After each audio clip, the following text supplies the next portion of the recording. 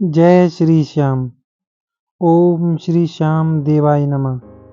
दोस्तों, घटोत्कच और मौरवी के पुत्र भीमसेन के पौत्र बर्बरीक, जिन्हें लोग बाबा खाटू श्याम के नाम से भी जानते हैं, जिनके 3 अचूक बाण कौरवों और पांडवों की सेना को खत्म कर सकते थे। क्या है इनकी शक्तिशाली वीरता की कहानी, जिसे खुद श्री कृष्ण जी ने एक नई उपाधि दी थी।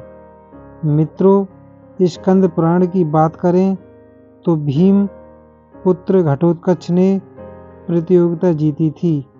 इसलिए श्री कृष्ण के कहने पर उन्होंने दैत्यराज मुर्रा की बेटी मौरवी से शादी की।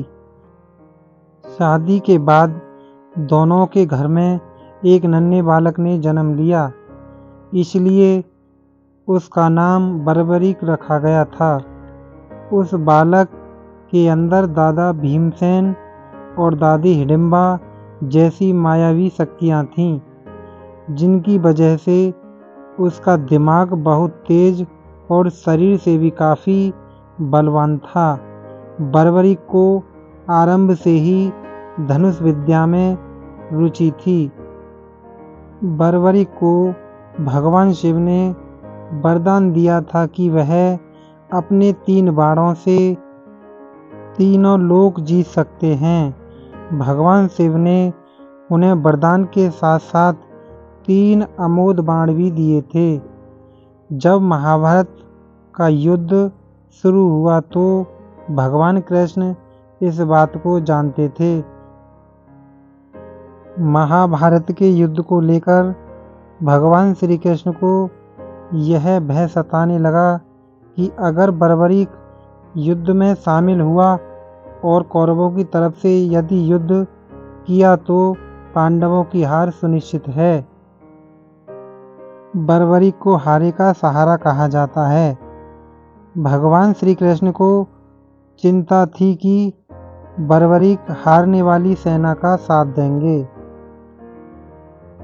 कौरवों की इस युद्ध में हार हो रही थी, इसलिए श्री कृष्ण ने बर्बरीक को युद्ध से दूर रखने की युक्ति निकाली।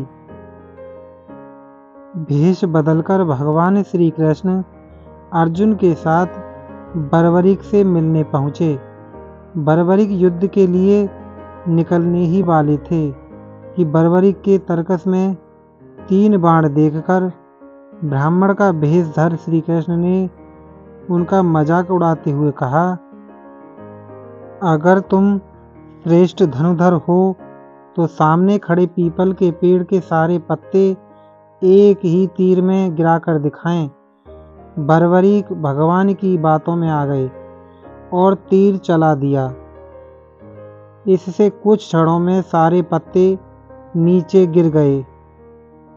भगवान ने एक पत्ता अपने पैरों के नीचे रख लिया था। बर्बरीक के बाण ने उसमें भी छेद कर दिया। भगवान श्री कृष्ण को यकीन हो गया कि बर्बरीक जिस तरफ से भी लड़ेंगे दूसरे पक्ष की हार निश्चित है। इस पर उन्होंने पूछा कि बर्बरीक किसकी तरफ से युद्ध करोगे? तो बर्बरीक ने उत्तर दिया कि अपनी माँ को वादा कर चुके हैं कि जो पक्ष हारेगा उसी की तरफ से युद्ध लड़ेंगे। श्री कृष्ण ब्राह्मण के भेष में बर्बरीक के पास पहुँचे और दान में शीश मांग लिया। बर्बरीक महान धनुधर होने के साथ साथ अपने वचन के भी पक्के थे। बर्बरीक ने अपना शीश काटने के बाद भगवान से विनती की कि वे अपना वास्तविक रूप के दर्शन करा दें। भगवान श्री कृष्ण ने विनती स्वीकार कर ली और अन्य कोई इच्छा बतलाने को कहा। तब बर्बरीक बोले कि कटे हुए सिर के साथ पूरा युद्ध देखना चाहते हैं। श्री कृष्ण ने उनकी इच्छा को पूरा किया और बर्बरीक का सिर समीप एक पहाड़ी पर स्थापित कर दिया। यहीं से बर्बरीक ने पूरे युद्ध को देखा। इसके बाद श्री कृष्ण ने बर्बरी को एक वरदान दिया कि कलयुग में लोग उसे कृष्ण के अवतार के रूप में पूजेंगे। आज उस स्थान को खाटू मंदिर के रूप में जाना जाता है, जहां पर बर्बरी की खाटू श्याम के रूप में पूजा की जाती है।